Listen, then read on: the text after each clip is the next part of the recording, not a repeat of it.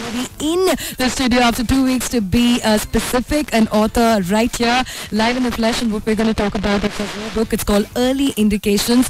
JB Prabhat is his name. Sir, can we have a big hi from you to everybody who's listening in right now? Hello, this is Prabhat and I'm very happy to be here in the studios of Chennai Live talking to all of you. All right, that was fantastic. So lots more coming up on the other side. Stay tuned. 104.8 FM. Paperback brought to you in association with Landmark, the largest collection of books and music under one roof. Yes, this is the Hot Mama House. No, this is not the Hot Mama House. This is Paperback. You're with me, Jane the Book Chick, on Chennai Live 104.8 FM. And yes, we had a very interesting discussion on crime and legal thrillers with the Chennai Live Book Club today. And right now, we have an author live in the flesh. Yes, this is where you get to meet the literati. JB Prabhat is his name. Early Indications is the name of the book. And we have him sitting right across us. A very good afternoon and welcome to Paperback, sir. Good afternoon and thank you very much. All right. Well, so tell us, this is a book, that has a really nice, interesting, orange cover, something that people can easily pick off the shelves and identify and recognize. It's not yet on the shelves, but before we even get into the book, tell us, where is it available right now? Okay, it's available as ebook in the Amazon Kindle format on Amazon. All right. And it's available as a paperback to be picked up online from Flipkart.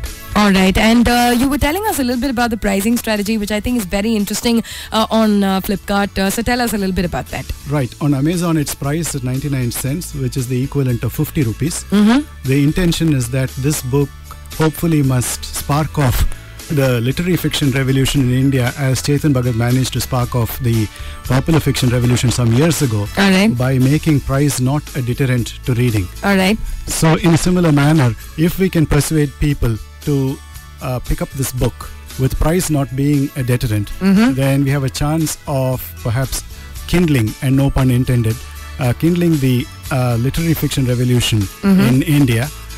It's listed on Flipkart at a discount of about 40%, but that's still the paperback version. All right. So that is a very interesting pricing strategy to actually not just get commercial fiction out there, but also literary fiction. And you're one of the very few authors who does that. So tell us, where did this journey all begin? Even before we talk about Early Indications, where did it all start? This urge and fire in you to actually get literary fiction, like you said, to quote you, by Indians, for Indians, and of the Indians. Yes. So go ahead. Right. I think I must trace my writing urge to a formal and informal introduction to literature. All right. By my father, all right, who is an English teacher all his life. Besides that, he is also a very prolific writer. He has over 1,000 Tamil short stories to his credit. Interestingly, being a professor of English literature, he has more Tamil writing to his credit than English. And he is self-taught practically in Tamil. Of course, he has a copious body of English writing also to his credit. All right. So I suppose just as there is a natural inclination for a doctor's son to become a doctor, there is also a natural inclination for a writer's son to become a writer, considering the fact that he marinates in the juices of writing, so to speak, practically every day. All right. Wow, that is a very interesting connection. So it goes back to the womb. Of course, this is the father's womb. But tell us, are you also going to help us, bring some of your father's stories into life, like, translations and adaptations, and maybe a lot of true inspiration from your dad's work? I've already done an English rendering of select short stories of my father's fairly large body of writing. So I had to cherry pick something like 27 stories. And that's already been published as a collection called Intimate Moments of those stories. And hopefully, time being on my side, I should be able to do more of translating his stories. Wow, that sounds very, very interesting. But tell us Early Indications. This is a preview for me because I'm going to start reading it this week. Tell us, if somebody had to pick this book, what would be the 5 most important things that, you would want to tell them about this book that, is going to kindle, so-called, no pun intended again, the interest in this book? Right. I wouldn't pick 5 things. I'll pick three things. All right, let's go ahead. The book actually happens at the confluence of two ideas and a place. All right. The first idea is the idea of what happens if you should take innocent utterances very seriously. All right. When you're very young, you're told a dozen things about yourself. I know. Here the teacher says, these 5 protagonists of yours, the 5 geniuses, she calls them that. So that spurs a lot of intense feeling in them, I suppose, as the story unfolds, right? That is idea number one. All right. That is, what if they hadn't taken their anointing as geniuses by an old woman very seriously? All right. What if they let it pass like most children do? Mm-hmm. They don't. All right. The second idea is the idea of redemption. Mm-hmm. Every decent human being, or for that matter, every indecent human being as well, has a primordial urge and a urge towards and a seeking for redemption. All right. And quite often we wish that our acts in the future somehow would neutralize our sinful acts of the past. All right. This is a great primordial longing inside every human being. Now, how real is the possibility of redemption? Is redemption granted to us at all? If it is granted to us, in what form is it granted to us? All right. So the second idea in the book is a very realistic, not idealistic meditation on what constitutes redemption in real life. All right. The third point about the book is the setting. It happens in the city of Coimbatore. I know. Which has not been the venue of any English story for sure that I know of. All right. And certainly not for even vintage Tamil literature. All right. So also the exposition of the subterranean charms of Coimbatore, all right, which I believe is very uncharacteristic of the typical settings of Indian English literature that you're used to. All right. Indian English literature traditionally deals with one of two extremes. One is the teeming metropolises of Mumbai, Bangalore, Delhi, and so on. And you hear about the contemporary themes of business process, outsourcing, individual angst, breakups, divorces, drugs, and all the other sex, rock and roll, all of that. Yes. All of that. On the other extreme is the village life. Yes, the village life, where you display poverty, where you display illiteracy, the lack of electricity, and the typical Indian stereotypes of a snake charmer, a yogi, and so on.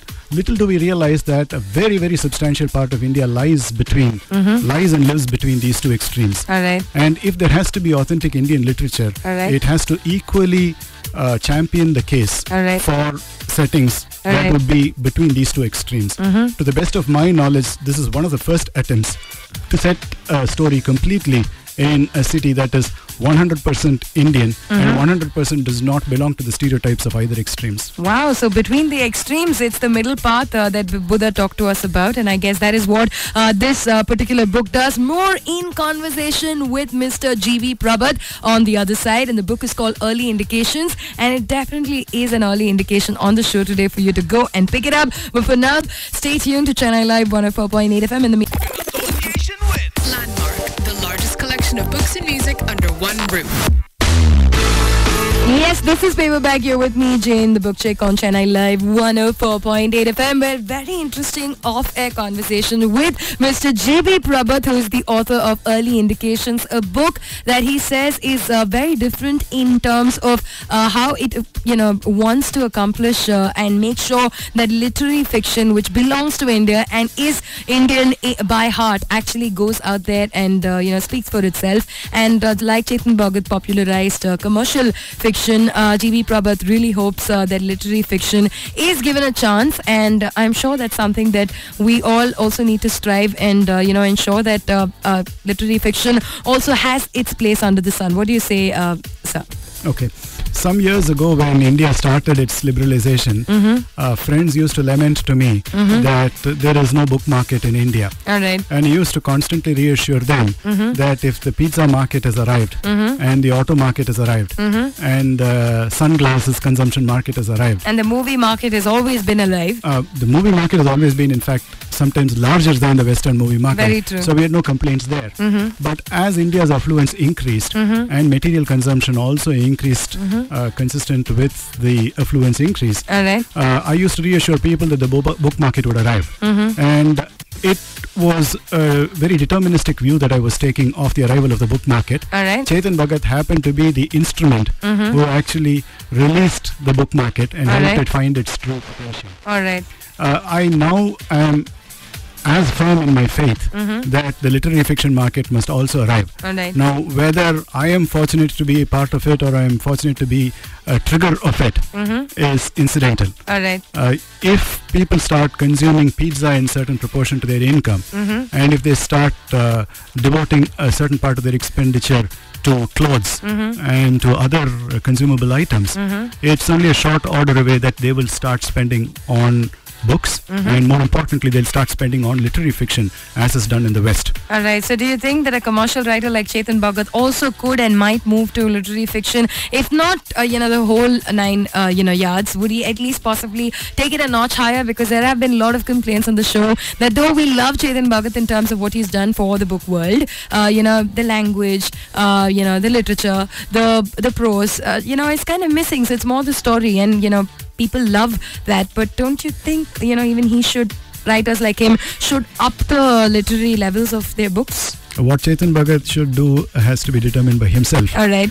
My point is that whether Chetan Bhagat does it or I do it, it will get done. It will get done. That's very important. Very interesting point. If you take the West, for example, all right, everybody acknowledges the fact that the Da Vinci Code is a mega bestseller. True, it sells tens of millions of copies. Yeah, almost equivalent to the Bible, almost close there. Is what we hear. Yes, and that's not very surprising. There are comparable statistics in India about Indian popular fiction, Chetan Bhagat, Ravi Subramaniam, and their ilk. All right.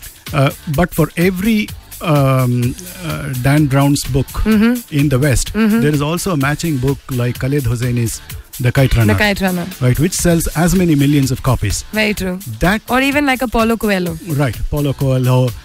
You have any number of Jonathan Franzen, for example. True. You have any number of literary fiction writers True. whose might, if it doesn't exactly outdo the might of their commercial fiction counterparts, can actually at least match up to it. True. That phenomenon is still absent in India, but it's a short step away. Wow, sounds fantastic. But you know what? We're going to take you away a little bit from there and talk about, this book in terms of what you said, the youth setting throughout the book. The youth in India is possibly, the category of people who every brand is trying to attack. Every, sponsor is trying to attack through various, means. So tell us about how in your book, the youth is being focused on. Right. First of all, the book is almost entirely about youth because it's the story of 5 main characters. All right. Going from their ages of 5 all right.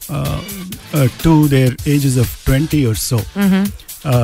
While there is reflection in the book by the protagonist all right. when he's potentially in his 40s. All right. That's a very short part. All right. The majority of the book is preoccupied with the youth face. And name the 5 youth faces and one adjective to describe each of them so that, people can get a taste of what they're going to, actually bite when they start reading the book. Right.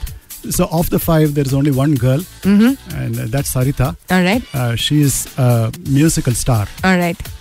Then there is Kani, who is an idiot savant. All right. A genius poet. All right. There is Dorai, all right, who is an automobile aficionado. All right. He is mad after cars. All right. And is a genius in that realm. All right. And then there is Shiva, the protagonist. All right. Who is an intellectual nonpareil. All right. Then finally there is Rohit. All right. Who is a basketball prodigy. All right. So these are the 5 main characters the readers will encounter. But as one reviewer recently pointed out on my Amazon page, he says there's a 6th character. That's the place, Coimbatore. Oh, wow. That is fantastic. So Coimbatore is also the star of the book. Well, you heard it from the author, from the horse's mouth himself. But we're going to come back in conversation with GB Prabhat. And the book is called Early Indications. We're going to be back in conversation with him right now.